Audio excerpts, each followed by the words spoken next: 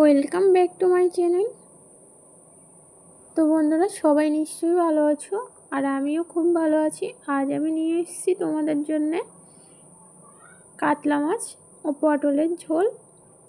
তো তার জন্য আমি মাছগুলো কেটে সুন্দর করে ধুয়ে নিয়েছি, এবং এখানে আমি একটা চাটুই বসিয়ে দিয়েছি মাছ ভাজার জন্যে। আর পরিমাণ মতো দিয়ে দিলাম সরিষার তেল। আর এদিকে মাছে কিন্তু আমি আগে থেকে ভাজার বেশ 10 মিনিট আগে আমি লঙ্কা গুঁড়া, হলুদ গুঁড়া ও লবণ দিয়ে মাখিয়ে রাখি, তাহলে কিন্তু মাছটা খেতে অনেক টেস্টি হয়। আর এদিকে আমি মাছ ভাজার জন্য চাটুইতে মাছগুলো দিয়ে দিচ্ছি। তো মাছগুলো বেশ একটু ভালো করে ভেজে নেব। তো এখানে আমার মাছ ভাজা হয়ে গেছে, মাছগুলো এবার তুলে নেব। এক এক করে আমি মাছগুলো সবগুলোই তুলে নিলাম।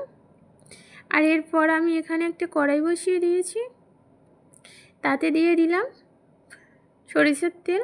আর এখানে দেব পেঁয়াজ কুচি ও লঙ্কা চেরা, দিয়ে একটু বাদামি করে নেব। আর আলুগুলো কিন্তু আমি একটু মোটা করে কেটেছি। এখানে পেঁয়াজ আর লঙ্কাটা কিন্তু একটু বাদামি করে ভেজে নেব। আর আলুগুলো দেখতেই পাচ্ছ একটু মোটা মোটা করে কেটে নিয়েছি।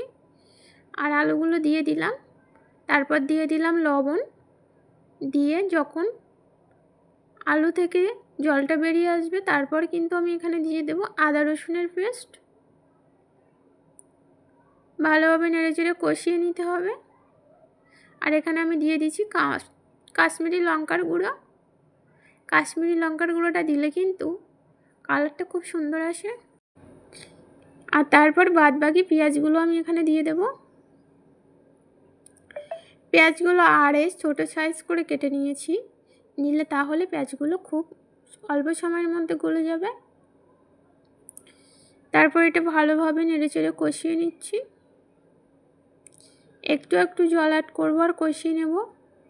আর পটলগুলো কিন্তু আমি এরকম মোটা করে কেটে নিয়েছি। একটু আগে দিয়ে দিলাম পটলটা, তাহলে আলু ও পটল দুটো সমান সমান সুন্দরভাবে গলে যাবে, আর খেতেও অনেক টেস্টি হবে।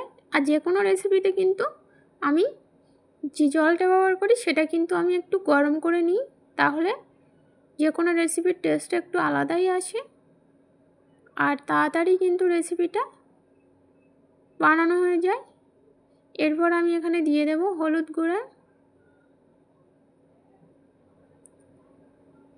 2 চামচ হলুদ গুঁড়া দিয়ে দিলাম।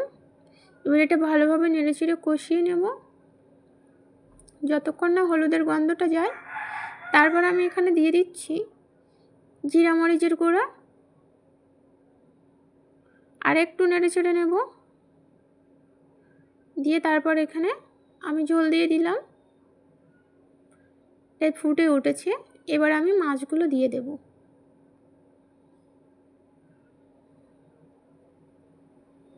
এখানে সব মাছগুলো আমি দিয়ে দেব।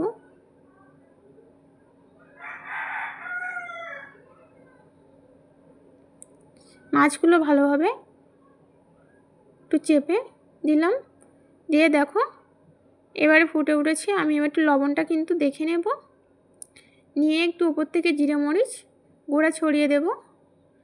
দিয়ে দেখো কত অল্প সময়ের মধ্যে এই পটলের রেসিপিটা বানানো হয়ে গেল। তো বন্ধুরা, আমার এই রেসিপিটা ভালো লাগলে অবশ্যই লাইক কমেন্ট শেয়ার করতে ভুলো না। যারা ইউটিউব থেকে দেখছি তারা অবশ্যই সাবস্ক্রাইব করে দিও, তাহলে আমার ভিডিওর নোটিফিকেশন সর্বপ্রথম তোমার কাছে চলে যাবে। যারা ফেসবুক থেকে দেখছো তারা অবশ্যই ফলো দিয়ে রেখো, তাহলে আমার ভিডিওর নোটিফিকেশন সর্বপ্রথম তোমার কাছে চলে যাবে। আর আমার রেসিপিটা কিন্তু একদম হয়ে এসছে, আর ওপর থেকে আমি জিরে মরিচ গুঁড়া ছড়িয়ে দিয়ে নামিয়ে নেব।